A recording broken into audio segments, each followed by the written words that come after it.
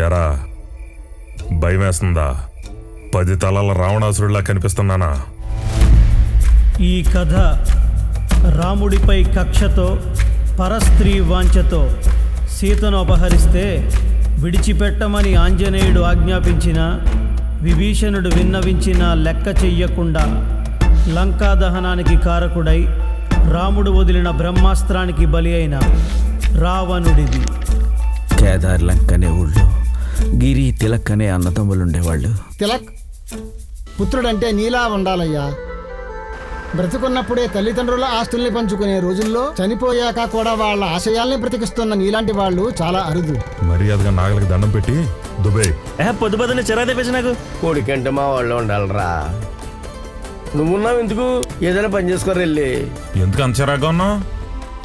మళ్ళీ ఆ గిరిగిడికి వెళ్ళాడా? అవును.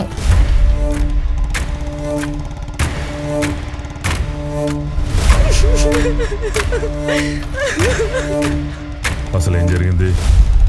ఆ గిరిగాడు వచ్చాడు బావా, నోటికొచ్చినట్టు వాగి నా చీరలాగి సైకోగాళ్ళ ప్రవర్తించాడు. చెయ్యి సైలెంట్గా ఉండదు కదరా, చీర లాగేసింది. తులసి వాడు చేతికి చిక్కేసింది. ఆ తర్వాత నువ్వు మారే వరకు ఇక్కడే ఉంటావు. మారలేదనుకో ఈ భూమి మీద ఉండవు. మీ అమ్మ నాన్నలకి నువ్వేమైపోయావు తెలవక పిచ్చెక్కిపోవాలి. నీలాంటి వాడిని కన్నందుకు వాళ్ళకి శిక్ష తప్పదు, పడాల్సిందే. రే చేతక్కు ఈ లోపలేసేంట్రా.